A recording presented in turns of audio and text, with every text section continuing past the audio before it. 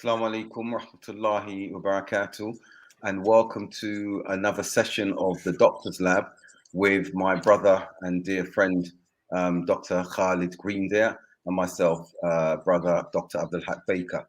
And the subject today is one that I think is being discussed and has been discussed many times across many ages, but looking at how we are situated in the West as Western Muslims, I think it's a discussion that will continue for a long time. And we're going to discuss it from within a micro community perspective or delineation of sort of where we're positioned in the communities outwardly, but taking it to a wider macro context, which is very, very necessary. What do I mean by that?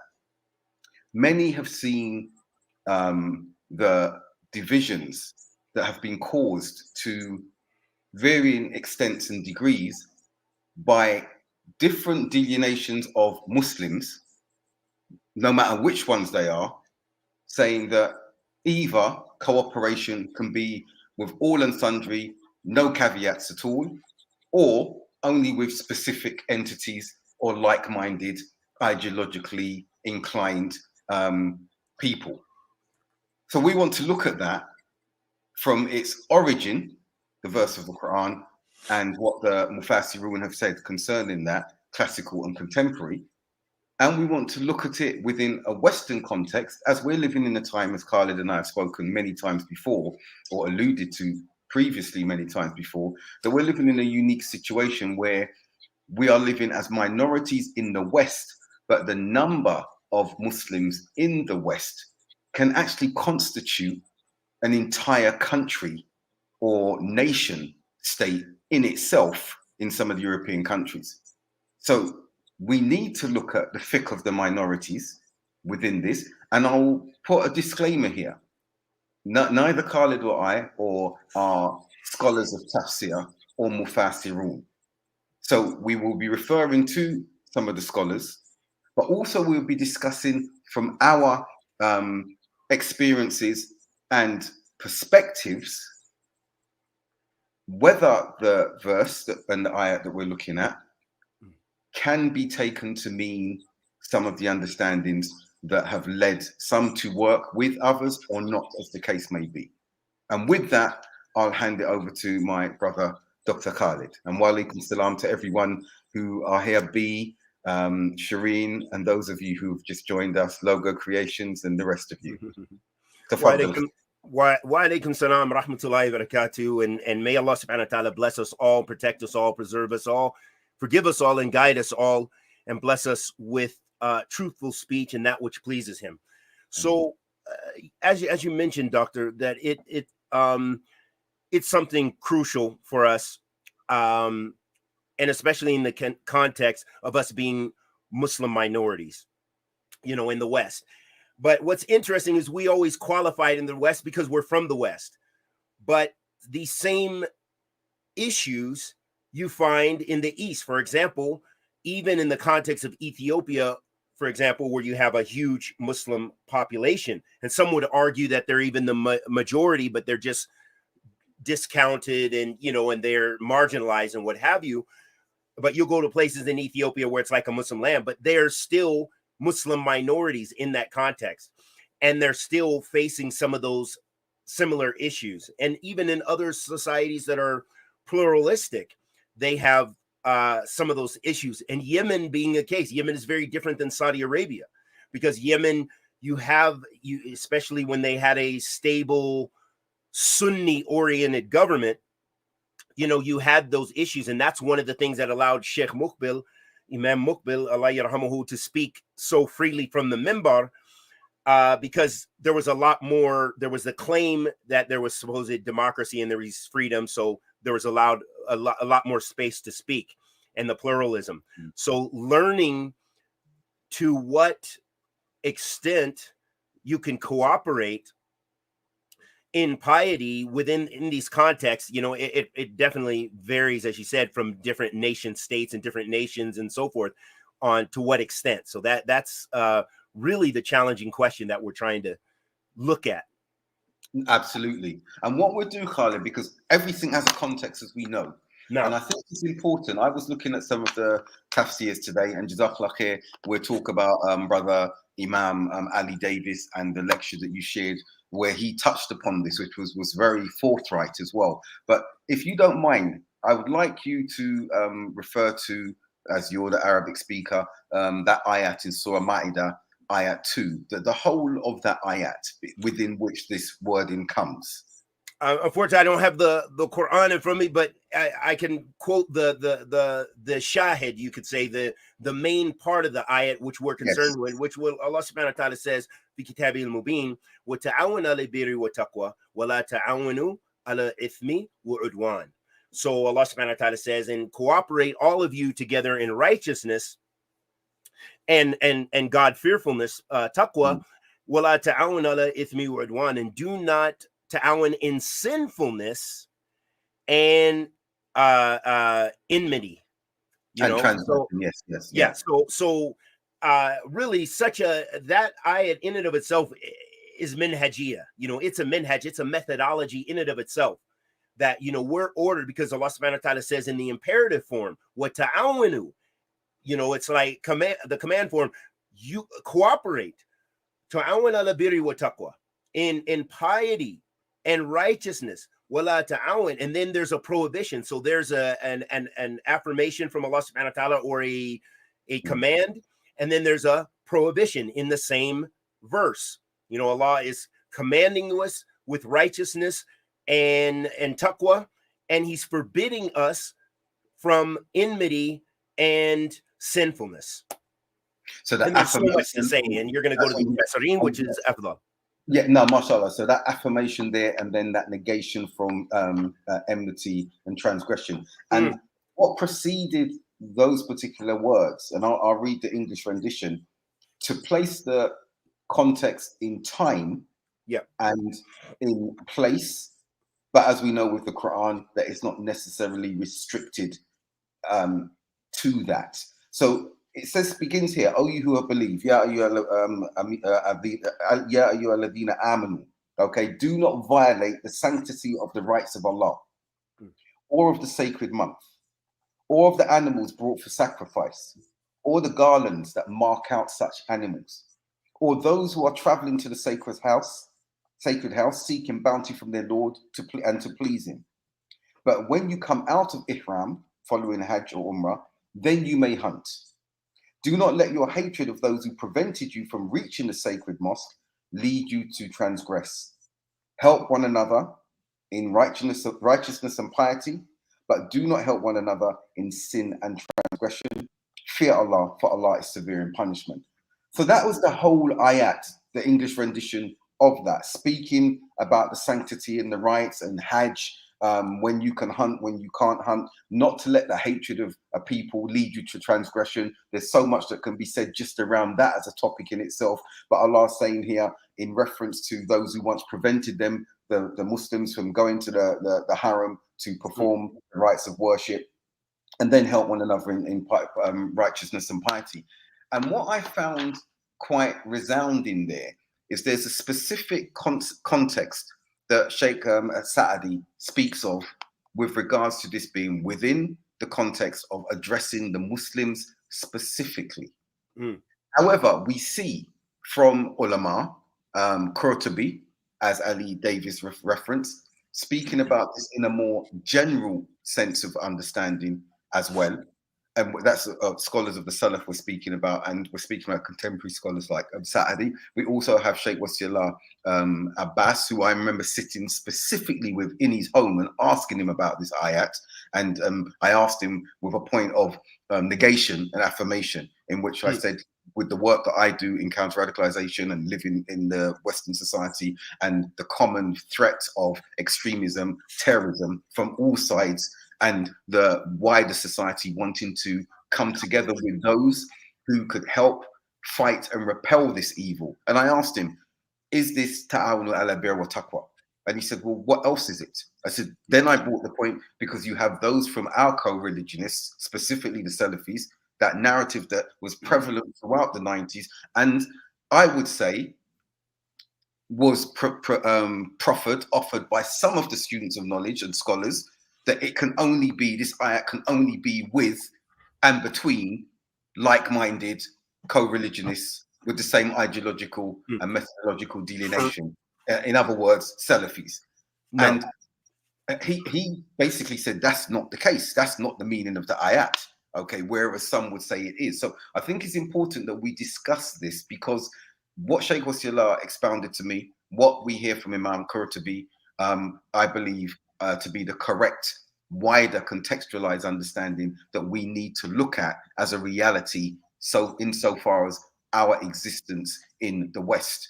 But that does not negate that specific focus when addressing the Muslim community, as Allah does in the ayah, in its original or initial import.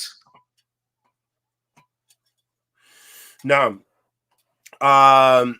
if you want to pose a question about it, because I was listening, I'm with you. I'll continue. And you know what's interesting? Well, I guess I'll make a point. What's interesting is, and two points, is in my research, in my PhD thesis as well, I was dealing with this in a subsection. To what extent, with us as Selfies specifically finding ourselves in Western countries, to what extent do we apply, this cooperation? So that has, I guess it's a twofold question or twofold issue as far as dealing with pluralism in the society, in the greater society with non-Muslims, and then also with other Muslims. Okay. And actually I looked at the issue of, the fatwa that caused great controversy, that of course you're very familiar with, that the brothers in Medina.com had translated many years ago about voting, about, and basically what Sheikh Wasiullah said, Imam Abdul al-Abad as well, and emanating from Imam al-Albani, wa Imam bin Uthaymeen, wa ghayrihim. And so that was a very controversial thing. And this is one of the things that, as you said, our co-religionists, the brothers at Maktaba Salafiyya or what have you, that they took exception and went ballistic about, and used this as a means of saying, look, these guys are promoting elections, they're promoting this, they're doing this. And I think that was a very short-sighted view on their part, perhaps even a lack of knowledge, and Allah knows best. I'm not trying to accuse anyone of ignorance, but of what these great imams were saying. Imam al-Albani wasn't saying elections are permissible, but he said this is like out of a necessity. And the Sheikh, same with Imam Wasiullah Abbas, they were very clearly saying, no, this is not permissible. But under these circumstances, there may be a greater benefit, or it's a the lesser of the two evils. Right. Okay? It's a lesser of two evils. If you know that this Muslim, this person is going to be a representative and less harmful to Muslims, then from that bab, okay, and this is in general what they were saying. So it shows us the nuances of these issues, and that's in relation to our participation as Muslim minorities in a Western society or what have you, or a pluralistic society. And then, as you alluded to, those issues of, to really what extent. So I think from this arises 3 points, that when we're talking about this kind of cooperation between, for example, Ahlus Sunnah and various other sects, we're talking about other sects or jama'at, then we're talking about, it depends upon the issue. Mm-hmm. The issue itself is going to make a difference. Not like it's a difference between us, cooperating because there's some non-Muslim who is making cartoons in the society, and that harms all of us as believers, versus we want to all come together, and do da'wah, and each one take its turn to present their methodology. Okay, that's a type of ta'awun, and some people do that, and they participate in those kind of things. So those are 2 different issues. Right. Then another point with that is that also we have to look to the extent of the necessity. You know what the necessity anyway, the dorora. You know, is it something that is a real necessity that we need to speak about or need to cooperate with, to the extent that we are subverting, I guess you might say, or this principle is a bigger principle in this context of, you know, the cooperation to subvert not cooperating with the people of bid'ah and desires, because there's no doubt, we know that that's an asl of the deen, to not, you know, people who are innovating in Allah's religion, it is not permissible to be with them. And, you know, and as we have all those narrations of the Salaf. And then the last point is to what extent. That's another issue, because a lot of people will say, hey, let's do it, and it's all good. We're going to sing Kumbaya. We're going to go march between the two the priestesses, the lesbian transformers, transliterates, transers, whatever's, and we're going to sit in there. We're going to get caught up and get caught like that. Why? Because for them, there's no boundaries. Their methodology, they go to an extreme. Yes, we want to stand for justice. Yes, we want to represent Islam and show that Islam has a concern in the communities. But to what extent? We can't compromise Islamic principles and Islamic methodologies in order for what you think is a greater cause of justice. You know, so, you know, there's so much to unpackage there. No, and sticking with the last point, and then we'll come back to Muslim Brothers' question. But exactly what you're describing in the latter categorization, that is where we need to be clear. That is a type of Muslim Brotherhood melting pot, theological, ideological, methodological approach, which is the one that should be warned against. Because what that means is, okay, we will cooperate with everyone else who have different ideological delineations, who have different motives that are antithetical to the religion. That's from the non-Muslim perspective, or from a point of bid'ah, from those who have got those deviations in the deen.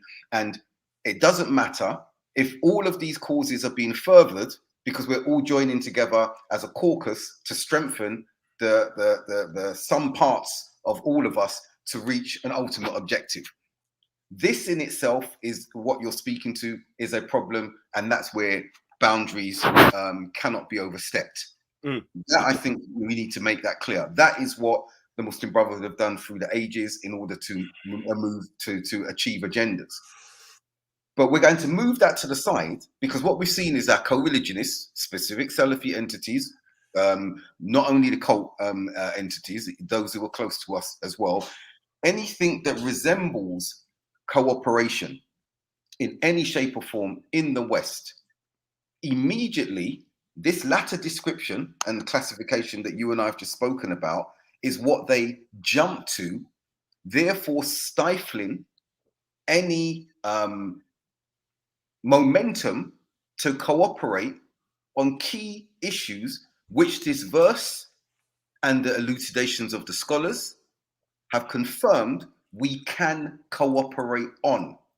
So, for example, we're talking about how can we do this in the Western context. So let's say, for example, education, the challenges that are taking place with Muslims at the moment regarding educating our children in schools, and the LGBTQ agenda that is being driven really aggressively. Okay, and we see that there are Christians, we see there are Jews, we see there are Muslims of all persuasions speaking out against this, and they're not seeking to further their ideological delineations, as per what we've just described, is remit within which we cannot cooperate because everyone's driving those ideological perspectives. But it is a common concern, education, that is unadulterated to a greater extreme, of things that are alien, that are creeping in because it's being driven by a government agenda and those who subscribe to this new way, the LGBTQ agenda. So cooperation upon birr wa taqwa is relevant in this context, just as it's relevant when we see societies that we emanate from, where we live, are under the threat of terrorism and extremism, not only from Muslims, but from non-Muslim entities, the far right and what have you, Christian and whatever. Just like, and I'm going to bring a third example, we saw with the George Floyd and the murdering of black people in the West, the US and the UK. And we saw all persuasions, white, black, brown, Muslim, non-Muslim, coming together to protest in the peak of COVID, when everyone should have been in lockdown, to say this has got to stop because of what was witnessed with the George Floyd and many other incidents that we are all too aware of before social media was able to capture that. But then we have those saying, with all the examples I've given, you cannot cooperate upon righteousness and piety in any of this. We can only cooperate with fellow co-religionists with the same ideological persuasion as we have. And if we look at the effects of that, the weakness and the apathy of Muslims in the West is such that we are witnessing particular challenges to our children, their future, the like of which we didn't witness when we embraced the deen, or those of us who've been Muslim since childhood grew up amongst. So I gave those three examples because I think they're very important. The one concerning education, the one concerning the society being under threat from terrorism, the last one being concerning an ethnicity aspect, racial aspect with regards to racism. And these areas within a context, Western context, are realities we must address. And if Hassan can put up Muslim Brothers' question, and I'll stop on this point and hand back over to you, Khalid. But Muslim Brothers asked, very good question. Do you think that perhaps a misunderstanding and, more importantly, misapplication of this same ayat led to some Salafi communities unfortunately becoming isolationist from the wider Muslim community? And the answer to that, Muslim Brothers, absolutely. It absolutely did. It was a misunderstanding, a misapplication, and then there was the scaremongering to the extent that we became insular. And not only did we become insular as communities, we ghettoized ourselves as community. We became ghettoized. As Ali Davis said in that excellent talk that you shared with me, Khalid, he said, and the only people who are being affected look like us. When you look everywhere else, you see progress. You see societal progress, you see economic progress, you see educational progress.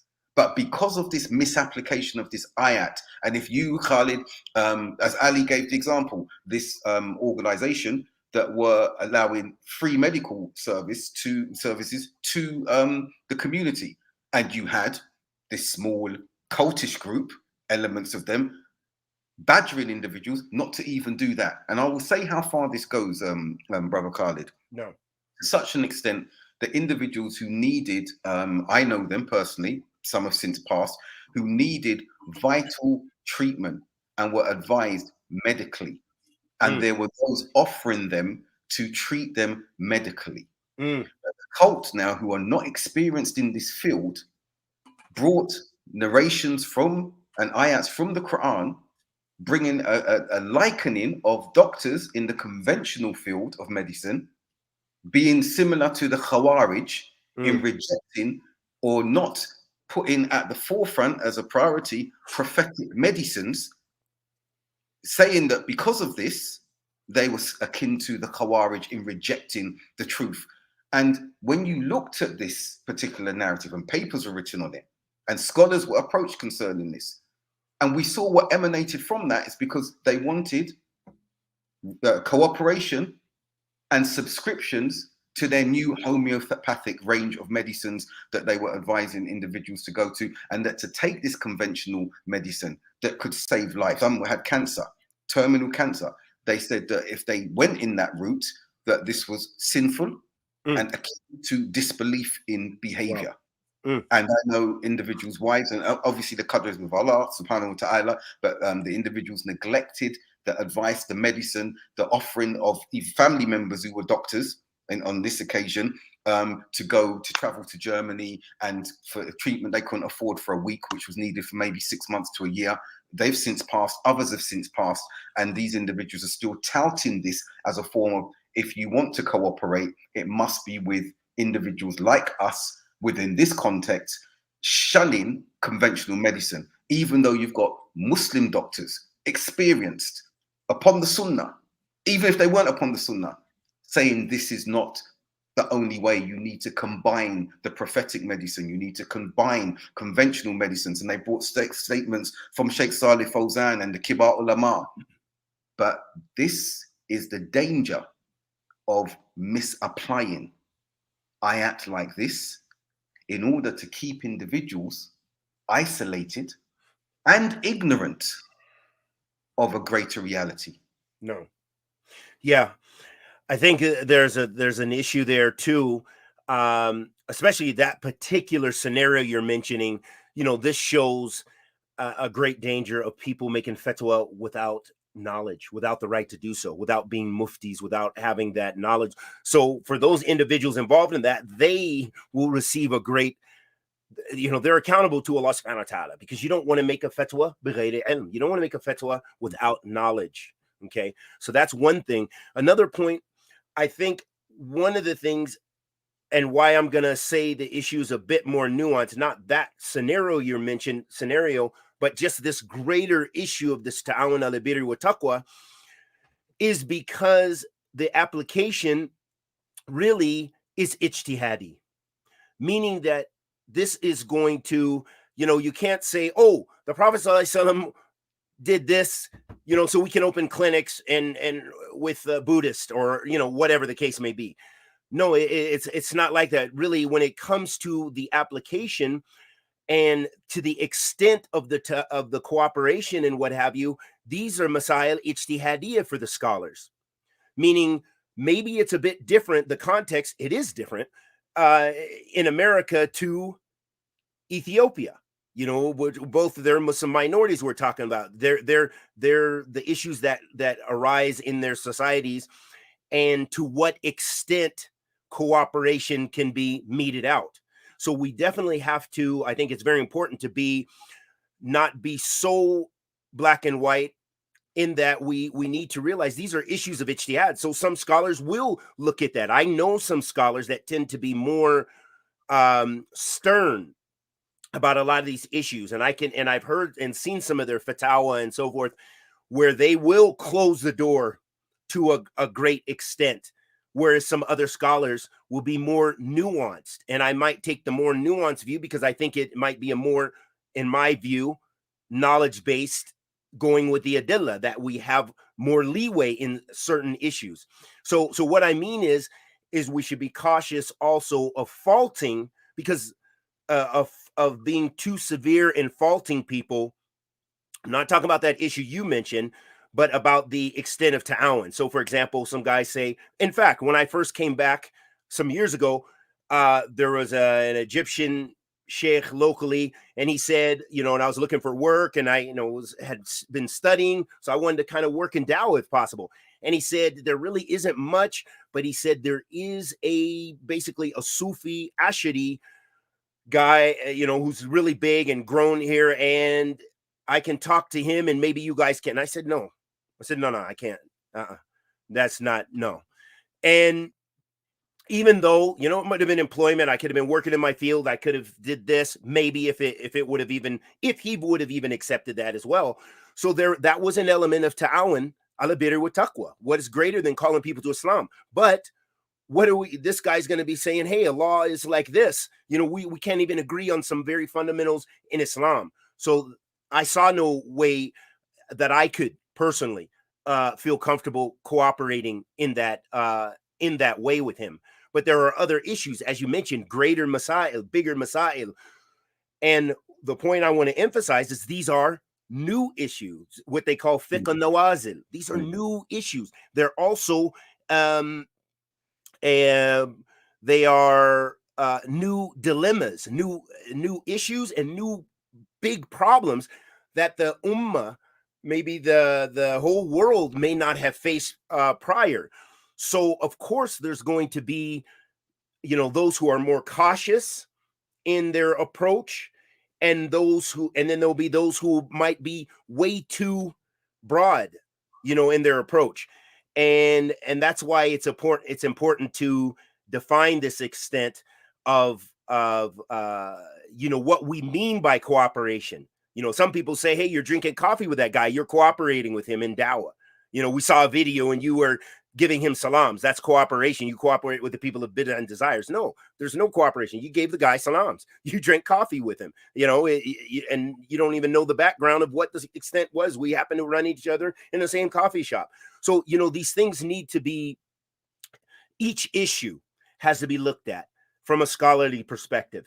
And we have to realize these are issues of ijtihadiyya, even the thing with the fatwa of universities and so forth. And even myself, and I know for a fact, a lot of Salafi du'at and imams struggled when we all live that or have that. You as a black man from the UK as well, we experience that as a big part of our history in defining who we are and everything, and the oppression that we have dealt with as a people, okay, and even internally as Muslims, even as Muslims from other Muslims.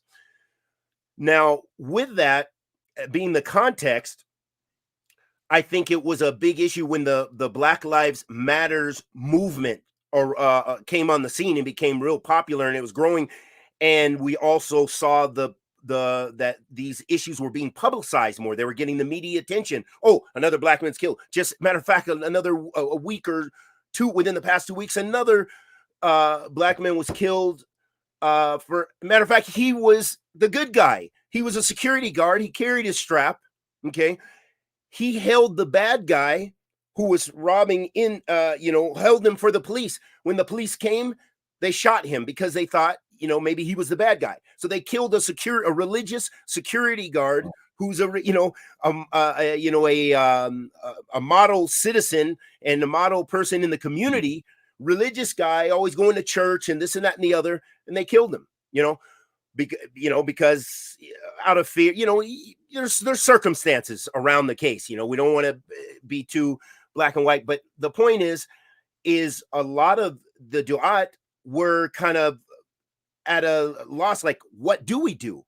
Do we, me, myself, I didn't even really speak on those issues until it became so much in our face, because you really don't know, here, we are, when we really look at the texts we've been studying all these years and so forth, that are giving us the importance of hijrah and being and establishing that Muslim identity and being away in the bara'ah, the distancing yourselves. And there's where kind of that alienation comes from too.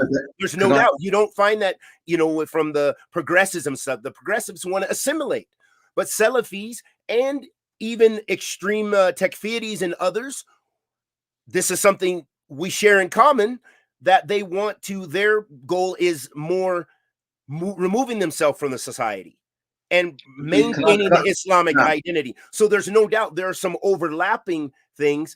And, so these are major masail. How to deal with it, it isn't just as easy. So that's why I don't like, hindsight, it's easy to say. And even to now, what does that mean? When we, I believe it's a bigger formula. And I've talked to my colleague, brother Talib Alexander, many times about this issue, that it's a constant dawah. So for us, what like Sheikh Ali Davis and Sheikh Abu Sajid and those guys are doing, building in those communities, reaching those people, the forgotten ones, as Malcolm talked about. Those people are forgotten. We're forgotten people. That's just the reality from everyone else. If you look, I can go to Walmart and new Syrian brothers and sisters, they might not even give me salams. If I give them salams, they look at me with suspicion. Some people have asked us when we are in Mecca and other places, are you Muslim? Brother, this is the haram. You see me making tawaf, you're asking me if I'm Muslim? Are you, what happened? You sick? So, my point is these are real reality. So how to deal with this in being in the Islamic context, these are new issues. Sorry to ramble on, but yeah, these are new masail. Okay, no, you've raised some very good and interesting points there, but I have to say at this point, there's some areas that I'm going to come back to, but I will disagree with you with regards to some elements of what you've said concerning the Salafi rationale overlapping to an extent with the Takfiri rationale and the progressives being, yes, they're about assimilation. But I would say that the Selfie with the small s rationale is not about bara, it's not about being away, okay? If we're looking at existing within the West, we're talking about integration. Integration and assimilation are two totally different elements. Assimilation, no. That means losing identity, and what we've seen happen with some of the Asian communities that have moved into the West, the Arab communities that have moved into the West, they've completely assimilated, where Muhammad becomes Mo, where Aisha becomes Sheila or Julie or Rebecca or whatever, what happens there. We're not talking about assimilation. But neither are we talking about bara. And what you mentioned was interesting from the point of there's that concept of the scholars always talking about hijra. But not all of the scholars are always talking about hijra, because we know the reality of hijra, for many who've tried it, okay, has been on the whole, unsuccessful. Because in the lands that they've tried to go to, especially in the Gulf region, hijra is not accepted there. You are on a residence visa, you're on a work visa. So I disagree. Why? Because the reality is altogether different. And the other aspect where I would have a respectful disagreement is that when you're saying, yes, if we're looking from the perspective of we're supposed to be free of the people and wanting to make hijra and everything like that, then that constitutes or contributes, should I say, to part of the problem why we are being reactive and looking in hindsight than being proactive. We are upon a deen, we are upon a religion, upon a deen that is proactive, that is empowering. There's some areas where we have to react in this instance. But one of the things with the George Floyd, for example, I had no issue, and many others had no issue. Mufti Munir and the brothers like this. Even that is after years. That's after years. That's only when it came out on the scene.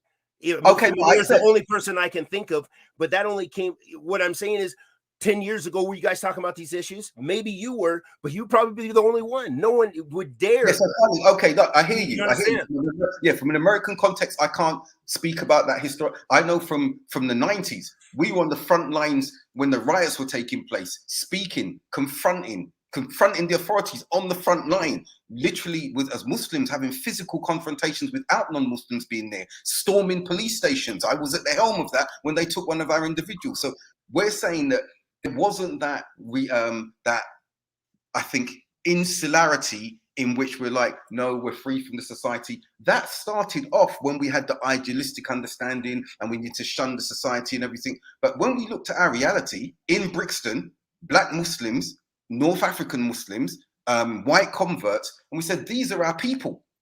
These are our people. They're non-Muslim, but these are our people. And in alienating ourselves from them, that was going to cause more of a problem, negativity surrounding us as Muslims.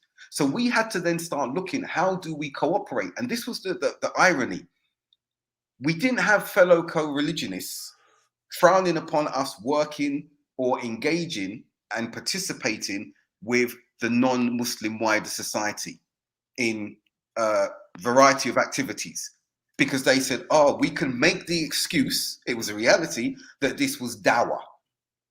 At the moment there was cooperation with other Muslim entities, not on the basis of furthering their ideological causes and that we're all in this melting pot together, but because they were better positioned in some areas. And we have that in the society. And this is what brings me on to the point that I wanted to speak about. You're saying it's an ijtihadi matter. I agree with you. You say it has to go to the scholars. I would bring it one step back. No, it needs to go to those knowledgeable in our community, our elders and those who have studied. Okay, because we've gone to scholars, and I'm not frowning upon the scholars, but how many times, how often have we gone to the scholars who have not known our reality, and we have taken and transposed edicts that were suitable for their environment, brought it into our Western environment, and what it's done is it's caused dysfunction, okay? And the deen is not dysfunctional, but the context in which it was transferred and tried to be implemented within our context and our environments was what caused the dysfunction. So now it's got to be from our elders who are experienced and established in the communities, and it has to be from those who are studied and have a connection with the scholars, but emanate from the West. And this is where I say we can start looking at particular categorization. So do we cooperate on a socio-religious basis with other Muslim entities? And I would offer and suggest if it means that it's on the basis of what you said, that there's a Sufi here and there's you and both of you coming together to give dawah to a particular individual on this socio-religious perspective, then no, because he's going to call to ideology and speak about Allah in ways that are blasphemous. So that can't happen. If it's a socio-cultural context, if it's a socio-economic context, then we need to look and say, okay, is it specifically that? And can they further something where we are limited as a community, where we're positioned in society, and they're stronger, they're in a better echelon in where they've got experience in dealing in that socio-economic aspect, and they're ready to work with us because we might have that pool of human resources that can fill, and they don't have it, but they have the infrastructure that can facilitate the human resources. Then we can consider this is something that can be done because it is not promoting ideological premises where we are recruiting for people to join our communities, our groups, or whatever. So I would say KHAIR needs to be around the socio-religious aspect. Very clearly, hear what I'm saying here. Socio-religious, yes. Socio-economic, and if the socio-economic is therefore to let's all make finances so that we can promote our causes, then again we have to say, okay, hold on a minute now, because what you're promoting we don't agree with. But if there's a common cause, there's a common good that is needed in the short term and the long term, we cannot let those detractors throw a curveball and bring it and say, oh, you're Ikhwan if you do this. Oh, you're Ikhwan if you do that. That cannot be the case any longer. Sitting having a coffee with an individual. I might sit in a cafe and this individual might be Sufi. This one might be Hanafi or whatever. But we are talking about, for example, like what happened with me in the 90s. There was the issue of halal meat. So we need a halal food authority. We need to come together so that we can make sure that abattoirs are providing the meat that we need to be providing. So the individuals sitting around me, they weren't all Salafi tamam and like, yeah, we're going to do this, because what we've seen with us from the Salafi community, we are not positioned in its entirety in such positions of influence amongst the wider Muslim communities. We just aren't. And my theoretical funnel model showing where our positioning is when it comes to combating extremism and everything like that is proof of that. And my research shows that across the West. There may be some members and elements among us who are positioned in such a hierarchy, if you like, of society. But that's not carte blanche for the Salafi community. In contrast, we see the Sufi community positioned in all sorts of levels and tiers of society. Middle class, upper class. And that doesn't mean now we say, oh, we want to be Sufi, or now we need to go to them or whatever. However, if there are those elements where there's a common aspect, where it is not their ideology, it's not socio-religious, but it's socio-cultural, it's educational, it's halal food, it's the rights of our women, and all of our women wear hijab and everything like this.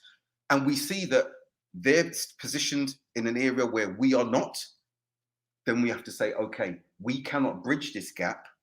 Is there a platform and a forum where a socio-economic, socio-cultural, socio-educational advantage can be there for all the Muslims without furthering specific ideological causes? Because again, we are positioned differently in society. And for us, for example, my argument in my PhD, as you well know, is that I said, when we're talking about fighting extremism, when we're talking about theology, no one is better positioned and closer to the problem, understanding it, than the Selfies. And my funnel model, if you see the two-dimensional, as you come down to where the threat is greatest, the most effective is where the concentration is. It's the Salafi communities who know how to effectively combat, diminish, and thwart the extremist threat.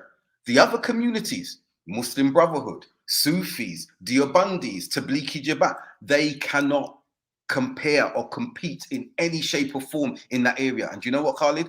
When I was in the UK in 2018 and I went to a mosque, I didn't know what mosque it was, and I walked in and it was these old Naqshbandi individuals that we used to have clashes with in Croydon Mosque and everything. And the amazing thing happened. It's Ramadan. I went to do my salah. I'm not going to sit afterwards after Fajr. I'm not going to sit because they're going to do their thing, covering their heads and everything like that.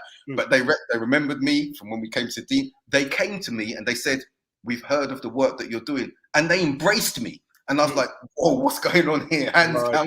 And they said, "We want to say to you, Jazakallah khair, because you, the communities, we've seen what you've done to combat extremism, and we've been hearing about it." They recognize our positioning in society. Now, don't get me wrong. I'm not going to say now we go to Hamza Yusuf and hug him and say, you went into the White House and spoke. No, I'm not saying that. I'm not saying that. But we have to acknowledge if representation is there and there can be some ta'awun where there's no ideological delineation, I'm repeating myself, then our context and reality is different to what ulama are talking about within their own paradigm. Jamil Jiddan. I will agree with a lot of what you said, but I will fundamentally say you're incorrect when you said about integration and so forth, because Islamically, that's my point. And that was my point here of why there's a tension. There's always going to be that tension. It is as fundamentally between Islam or Iman and shirk, or Iman and disbelief. It's always going to be the tension. Someone who's a true muwahid, we find ourselves in that position, okay, as far as the inability to make hijrah like we want to, or this and that and the other, and live a comfortable life in Muslim societies, or whatever the case may be, all the various reasons people have for not making hijrah, or the lack of acceptance or the residence permits. That does not negate the for a lot of scholars in Islam, the history of Islam, the obligation or the recommendation. Even the scholars, I don't know any scholars, I haven't, from Ahlus Sunnati wal Jama'ah that say hijrah is not recommended or something. The least they say, okay, yeah, that's great if you can do good work in those societies, and you can do dawah in those societies. And maybe for you as an individual or a group of you, this may be an obligation or whatever, or a greater good for you to stay there. But mostly the push is the hijrah, because this was the sunnah of the Prophet sallallahu alaihi wasallam. And this is really the sunnah of Islam, that Islam, we find ourselves in this position because of the large amount of Muslims, because of the lack of places to make hijrah comparatively. But what I want to say is, we don't. I think we find ourselves. So I would say in the wording, we find ourselves, and we don't want to ghettoize ourselves, and we do want to integrate, but it should have the hadith of dawah. It should be, because that is from the deen. It's you can't really get around all those ayat in the Quran and the context. Yes, the takfiris are extreme with it, but still, these are some of the fundamentals. Like, you go back to those tafsir, all the tafsir you're going to quote from, or that you wanted to quote from. You go back to whoever, when it comes to those ayat, to the Sahaba radiyallahu ta'ala anhum ajma'in. There is that bara'ah. There is that distancing itself from the people of disbelief. It's just, that's fundamental of Islam. That's a fundamental part of Tawheed. So wait, let me finish, because you had a long one. So I agree with a lot of what you say, but that I say is fundamentally incorrect, because that is what the evidence of Islam. The tension is, we find ourselves in this scenario. So how do we navigate? And that's what my research, I even have a chapter, Muslim minorities. Selfies as Muslim minorities face a whole series of different problems and challenges as compared to their counterparts living in a Muslim country. The experience of everyday life as a minority brings Muslims to develop practices, compromises, and considerations meant to cope with secularism that imposes itself on them. And that was a quote from Roy. Some examples of common challenges faced by Muslims in the West are social decadence, non-Muslim relatives that can exert pressures upon converts to revert from Islam, un-Islamic environments that at times may pose challenges or even become hostile towards Islam. Anyway, we have a whole host. We don't need to talk about all our issues and the things, but we I think we have to represent. So it's nothing wrong. You're Selfie and you donate blood. There's nothing wrong with starting the clinic and doing things for the non-Muslims, and that's a source of dawah, feeding the poor. They see this beauty of Islam. Yes. And fine, if you're a lawyer and you're Selfie, and you're a doctor and you're Selfie, that's great. That's good. But that is not really the goal. The goal of what we see from the Sunnah of the Messenger of Allah, sallallahu alaihi wasallam, his seerah, and what we see in the whole history of Islam is that if it's not hijrah, then it is an activity of dawah, of representing Islam and trying to transform that society. But it's not really. I don't like, integration. I don't think that, and you may have a different meaning behind it, but that's one thing. The second point. La hawla wa la quwwata illa billah. This is a very important point, and this is something I bring in my research, and I'm trying to recall from your research. I know you've definitely come across this. Yes, we distance ourselves totally from those extremist takfiris, but we have to realize there are things we overlap with, because it's not everything they say is wrong. So we do have to clarify that. We can't say we're more in line with the progressives. No, the progressives really don't. They destroy the Sharia. And I know you weren't saying that. I know you weren't saying that, but I'm trying to, for our listening audience. So ours is the balance between the two. They're too extreme, but where the aspect that they have, they even use some of our same books. And this is why the criticism of Sheikh Imam Muhammad ibn Wahhab and many things, because those extremists use those sources. Right. They use those sources. Even I have so many quotes of ISIS figureheads and so forth saying, hey, Saudi went astray. You went away from the ideas of Muhammad ibn Wahhab. That's why we make takfir of you. That's why your scholars are this. That's why this and that and the other. You're not doing the thing. You should be killing and fighting and cutting heads off. So this is their leap. And that's where they go beyond the bounds. But their fundamental principle of that, no, we're not to be assimilating in non-Muslim society. We're not assimilating with kufr. Kufr needs to be called away from kufr to Islam. So so that is something we would share as a base principle, but it's just that they establish new furur, new branches from that, and extremism, which sometimes even they begin with a new base because they're takfiri khawarij and it branches out to their extremism and other groups. So every group, mostly if it's a Muslim group, then they have something of the truth with them. They have something of the truth. If we talked about Jamaat Tabligh, which is not a sect, Jamaat Tabligh is a group, a jama'ah, which is, for our listeners, Ikhwan Muslimin, Jamaat Tabligh, they're not sects really, because they don't share necessarily a common creed. The Mu'tazila is a sect. The Khawarij is a sect. The Murji'a is a sect. All these groups are sects because they have a common ideology or a common creed.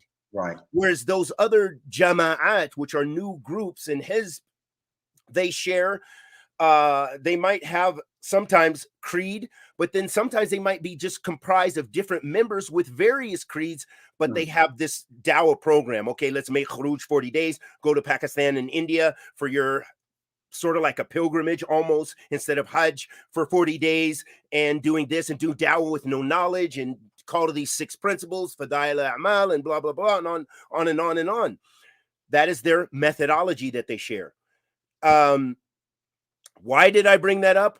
I'm not sure. But anyhow, the point is, alhamdulillah, it's all relevant. So Khalid, the point is, when we're talking about integration, now let's be very clear, we're not talking about integration from a Western perspective and understanding of integration. We're talking about integration that in many of us, we converted to Islam in the West. Hijrah is not an option. Yeah. Okay. It's not an option. But if we're residing in the West, there's got to be a shift in paradigm of how we exist. That integration means that everything we're doing, the doctors, the scientists, the engineers, the nurses, everyone like that, the paradigm is that you are now existing as a Muslim, a British Muslim, an American Muslim within that society. You are already part and parcel of that society. So your integration is already there. That's a reality. It's already there. But now the premise upon which you were integrated naturally has got to be Islamic. What you're doing as an example, and we have through the annals of history, our Salaf and those who traveled, they moved into those societies. They didn't necessarily preach, but by their example, they gave dawah. We see this in Indonesia. We see this across Europe. We see this everywhere. They didn't go preaching from the Quran and Sunnah necessarily, like that open, obvious dawah, kitab or Sunnah. But through their moving into those societies as minorities, some societies converted to Islam. Yeah. The Maldives, where I've been, and I know that example there. So this is what when I'm talking about integration, we're talking about an integration that already exists with people who are from those societies. We're not talking about those coming from outside, which we saw, because those who came from outside, let's be frank, when the Pakistanis moved to the UK, when Asians moved to America and everything, they didn't come and give dawah. They came and assimilated. Yes. They didn't, some integrated, but the majority of them assimilated. We're Americans, and whatever America means, shunning the hijab and changing the identity and names and surnames. We know that happened to some extent from those who left Muslim lands. I'm not speaking about those. We're talking about you and me and those of us who've existed. We were already integrated into society. Were we assimilated? Maybe the likes of you and me, as we got older, we weren't assimilated because we saw that society was rejecting or challenging us because of our ethnicities. But we were integrated because of everything else we were doing there. We didn't have, even if you said, well, we practice Christianity, that's the epitome of assimilation. White Jesus, blonde hair, blue eye, jumping up and down, and everything white and beautiful.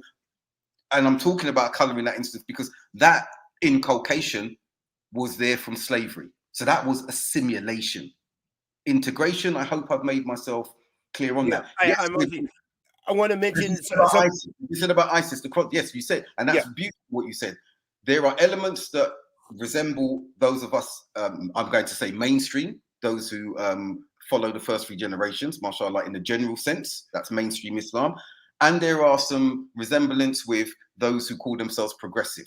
And as you said, that's why the Sirat al-Mustaqim is somewhere in the middle, and they are at opposite ends of that polarization. So again, I say, Khalid, I think we need to look at what aspects of cooperation are there. And I've suggested particular contexts, as I've said, socio-cultural, socio-religious, socio-economic, socio-educational, where it's time to come together. And I think Amina was making some comments earlier on that the Muslims have got to stop fighting. I think some of the Muslims, unfortunately, we know from more closer co-religionists in the sense of ideology and methodology, thrive on splitting and separation, as do other elements of Muslim factions as well. And this is unfortunate because what it is doing is it's showing the West that we are unable to come together. It's showing the West that they can continue to immerse themselves amongst us and petition particular elements to do their bidding, as we see with Quilliam and other organizations, as you see with organizations there in America, where they will do the bidding from within the Muslim populace on behalf of the wider non-Muslim governmental apparatus to say those are the bad guys, those are the bogeymen, and to marginalize Muslims. And as long as there is no cooperation within some of the categories that I've given, this is going to continue. And what we also have to look at is that what we are taking from our scholars, I say our scholars, has to be looked at by those who understand our context, are from our environment, so they can look at it with a discernible eye and say, sorry, Sheikh, you saying that we can't cooperate with these people who provide halal meat and that we should continue to be vegetarian or whatever, for example, because there's no halal meat there. Sorry, that's not a reality we can live with. Some reject the people of the book argument that we are living in a society of the people of the book. You and I probably don't. I don't, after listening to the arguments concerning that. But if we are doing this with the intention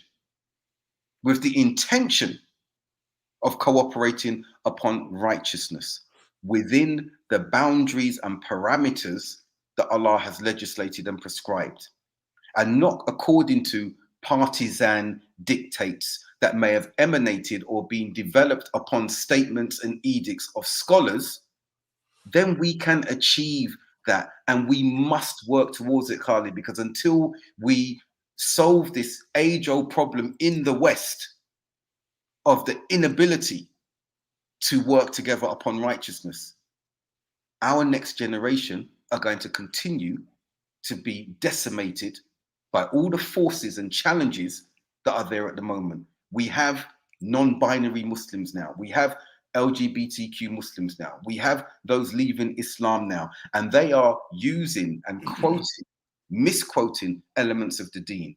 And they're also embracing Western liberalism and frowning upon everything Islam.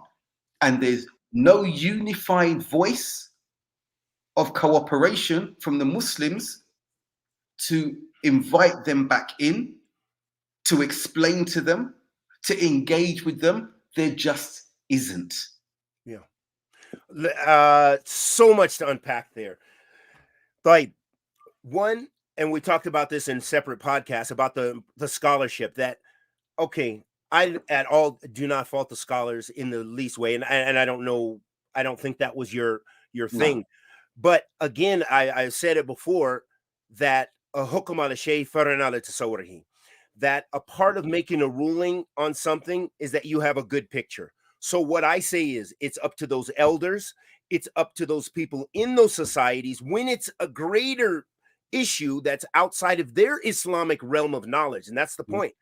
Then they need to refer to the scholars and give that experience and sheikh, and have that going back, sheikh, in our societies like this, and like to give those details so the sheikh can make a hukum. Because still with that element, that basira and that fiqh, they still have a better way of cutting through all the pace. Sometimes it might be our emotions. Sometimes it might be other things that are leading us. So that's something regarding the issue of scholarship. There's the other point when you mentioned about the hijrah, no doubt, the natija, the end result of Muslims, all those Muslims coming to non-Muslim lands, what they did a lot of times, let me be careful about that. Okay, no, in many situations we see a lot of people's hijrah is sinful, or that they are going for the dunya.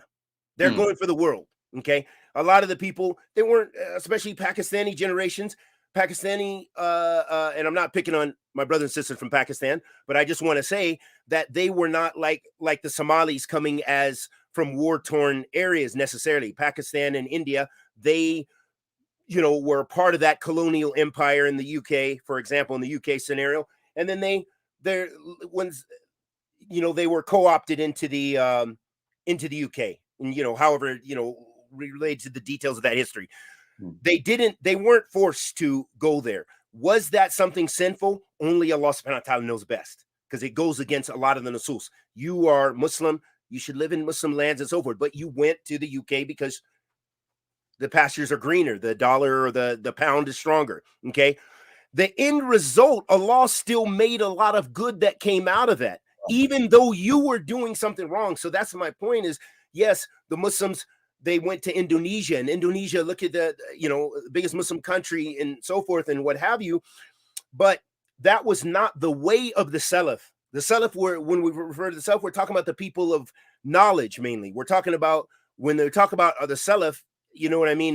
When we say the Salaf, we're talking about the Sahaba, the Tabi'in, which about Tabi'in. They didn't go because they just wanted to do business and live in they had the intent of dawah.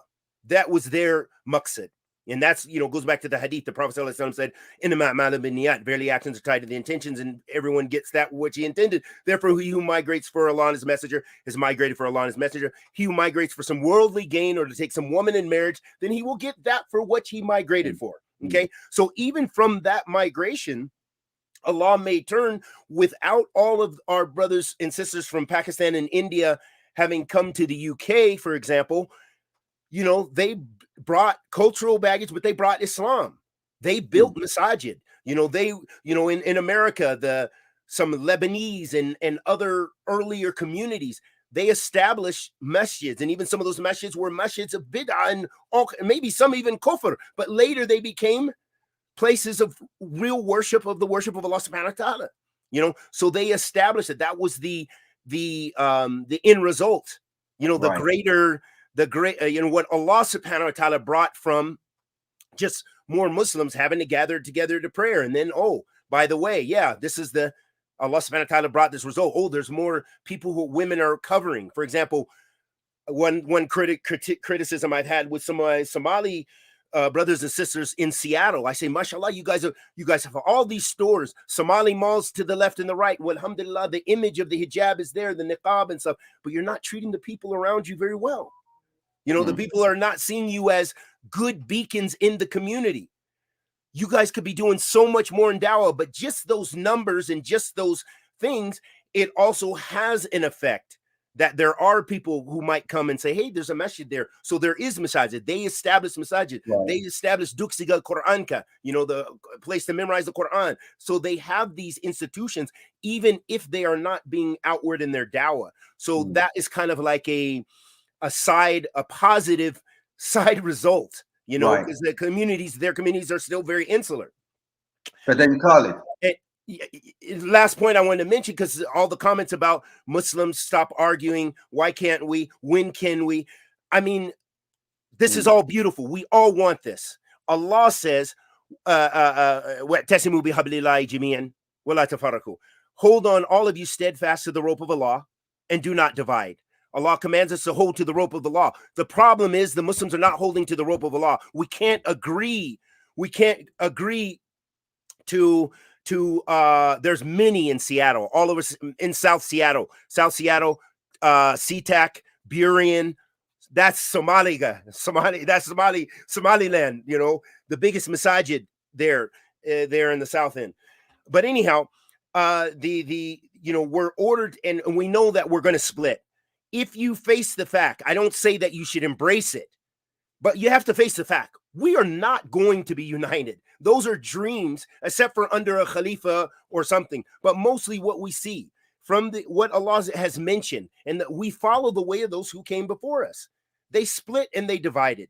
So you don't want to be a part of negative splitting, but you cannot cooperate on innovation. So this is just a reality of Muslims. This is a reality. You've got to face that. We don't want to be divided. We come together, as the doctor is pointing out, for that common good in our societies and so forth. But the reality is, when the Deobandis open a beautiful, massive complex and they want to raise money, they will never let someone who is non-Deobandi teach in their place.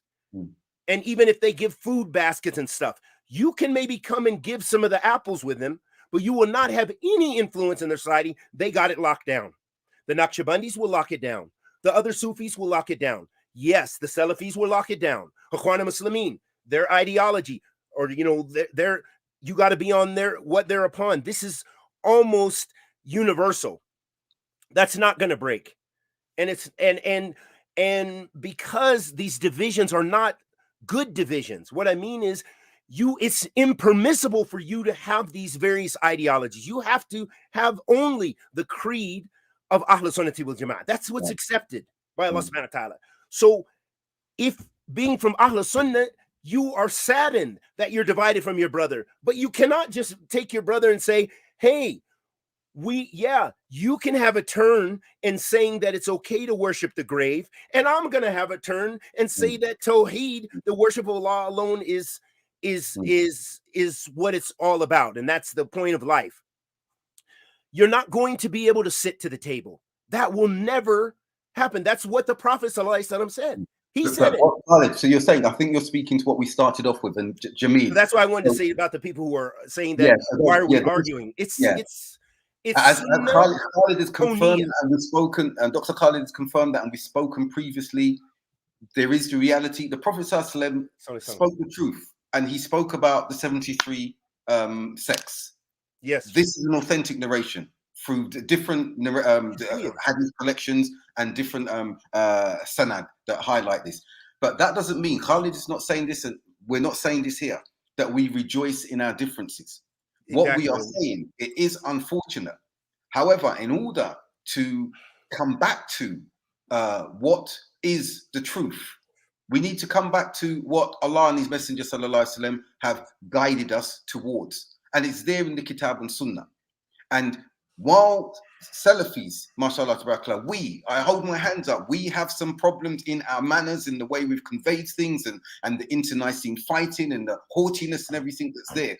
But hopefully you see in this engagement between the two of us, I love Khalid very much. We're both Salafi, tamaman. We don't agree on particular approaches, but you'll see in the Aqeedah. And I'm right. And I'm right. You're right. You'll see with the Aqeedah, you'll see with our attachment to the usul and the manhaj. You'll see that we are both clinging and loving and wanting for everyone to see what that is. Remove our bad behavior, remove what you're seeing from those who I attack from within, like a family, the cultish element, which Khalid wouldn't call them that. But the point of the matter is that we will not be able to come together and cooperate in the areas that I defined. I hope that's accepted, in those socio-religious aspects. That cannot happen, because then it means endorsing and embracing ideologies, again, I'm reiterating what I started with, that are antithetical to this deen. That means that we say, okay, shirk is okay, bid'ah is okay, as long as we are together. We have the ayah in the Quran where Musa alayhi salam returned. He returned. And yes, you're right, Apex Predator. We are all Salafi by default. Those of us who were saying that we refer back to the companions, the Tabi'in and the Atba Tabi'in, all Muslims would adhere to that. But then there's a specificity that the Salafis say, well, okay, there's a methodology that comes with that. There's an orthodoxy and a creed. There's an authenticity that comes with that, and that's where you'll see the other groups start diverging and say, oh well, no, we're just the generality is what we hold on to. And this is where the problem started. When we look at bid'ah, when we look at the Khawarij, when we look at the Mu'tazila, we see that's where the diversion started, where they started going off there saying, yeah, we are Ahlus Sunnah wal Jama'ah, but this, however, that. And this is where Ahlus Sunnah then needed to start saying, hold on a minute, no. Here are the demarcations. Here are the distinctions. Here is the orthodoxy. Here is the authenticity. So we're saying we do not have all of the societal infrastructure and apparatus and positioning where we can say we can cover every aspect and give you the complete toolkit to prosper in a Western society. But what we can say is that where we are positioned with regards to creed, with regards to combating the extreme elements, be it to the left or to the right, we are positioned very well there. We are knowledgeable of that. We are grounded in that aspect. And that's the heart. Now, as it comes to the limbs now, once we can see that someone's come away from extremism and they've been amongst our community, just like we used to do in Brixton, they may then say, right, we want to go out and get jobs, but you guys don't have jobs. We want to go into the educational field. You guys don't have education. We'll say, okay. And I like the example that Khalid gave 2 weeks ago when he mentioned they went to Sheikh Mukbil and these brothers who were saying, look, we're too far. We're here. Can we go and study in this place? This is a place that we know the head of it is an enemy of Sheikh Mukbil and it's a place of bid'ah. But we are clear on the sunnah. We are clear on the usul. And we cannot come to you, Sheikh, where you are. We are in a totally different city. And Sheikh Mukbil, one of the leaders of Ahlus Sunnah wal Jama'ah in this contemporary era, rahimahullah, before he passed, said, go ahead and study there. So in the same way, we as Selfies, once we are doing the ta'awun, and if it becomes socio-religious and we say, okay, look, okay, we can't help you with education. We can't help you economically. We can't help you in this way. But you want to go and study here, or this organization is going to give you a sponsorship to go and a grant to go and study in university and everything. And you're clear about their agenda and it's not that which you're embracing or subscribing to, and you've made yourself clear. Tafaddal, we will support you. Hey, group such and such, Here we are from this community. We know you're giving grants in this instance. We know you're giving medical here. We know you're helping students and you're sponsoring these students and everything. They come from our community. Yes, they're Selfie. They come from our community and they want to avail the grants and the support that you are giving. We're here. What do you need from us? You need a reference. You need. This is where we need to be societally. If it means speaking to someone who's got the ear of government at a Sufi level, like I've had to do, and I've spoken to them and said, like, hold on a minute.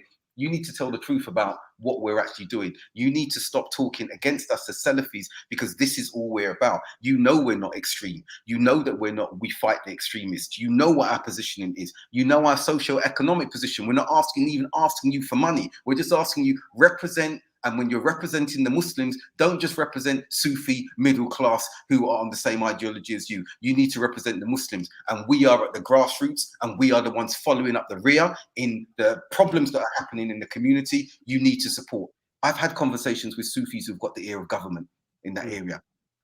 This is where socio-culturally, socio-economically, socio-educationally, we need to look to cooperate. Socio-religiously, provided it's not according to what Khalid has said, where there's going to be a compromise and you teach your way one day, we teach another the other day. Coming together for Eid. How does that take place? That's an act of religious worship. Who is going to give the sermon? Are they going to accept that it's going to be a creed-based one and the Salafi can give it, and that we are the best ones and best suited to be given that, so long as it's inclusive? When it comes to the sighting of the moon, what are we on different faiths that we sight the moon differently? What is going to be the agreement in the regions that we are actually living in? Education. We want a provision for our children. You want to teach different various faiths, then you have to include Islam in the non-Muslim school we're speaking about. You need to teach Islam. And you know what? We've got teachers who can come in and teach the fundamentals of the deen, the 5 pillars of Islam. We don't need a non-Muslim to teach it. And it shouldn't be one who you are suited to. Oh, he's Sufi and we prefer Sufis because it comes from the government. No, it shouldn't be that. Let's come to an agreement on this.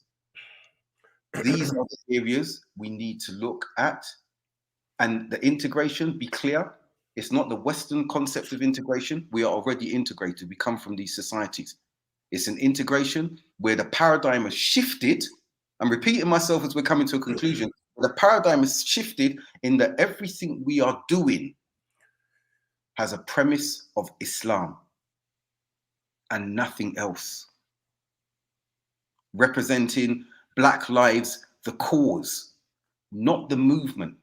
Because the movement has nefarious ideologies and the destruction of the family unit, LGBT, same-sex marriage, it has all of that. So when we say Black Lives Matter, please, brothers, sisters, non-Muslims, add to that the cause, not the movement.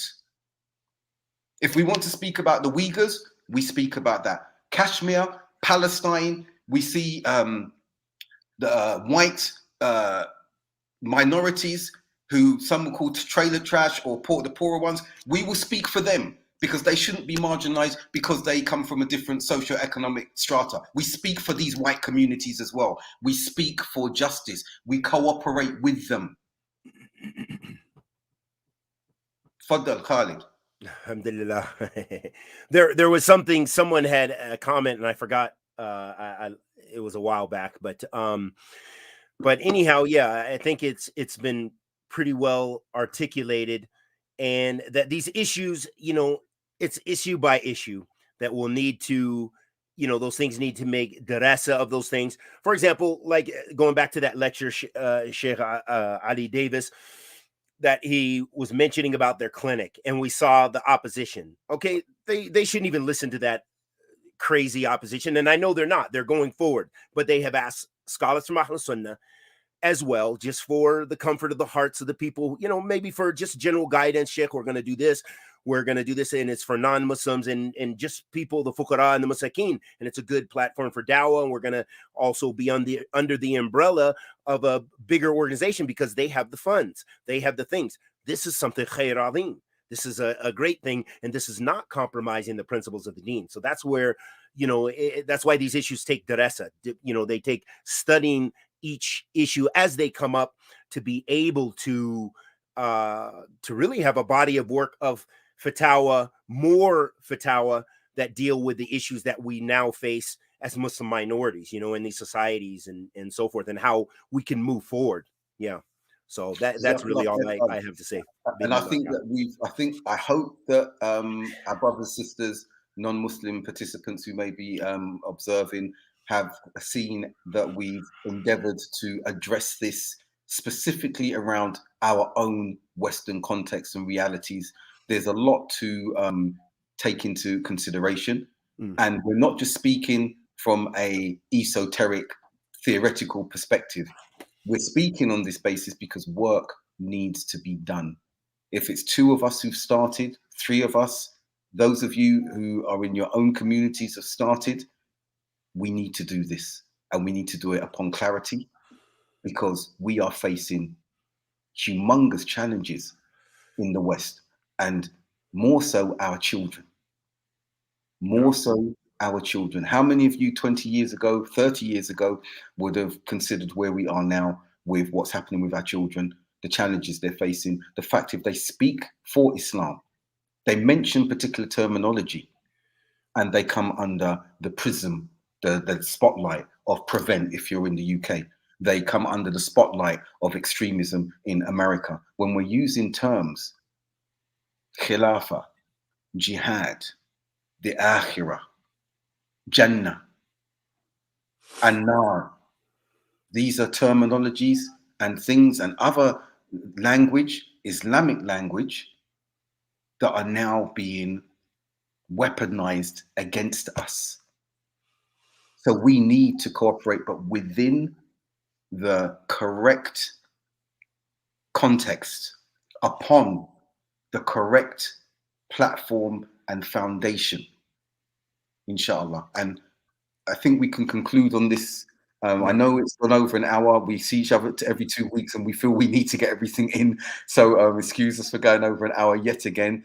We hope you found this informative and inshallah beneficial. I found it, speaking with Khalid, mashallah, always beneficial.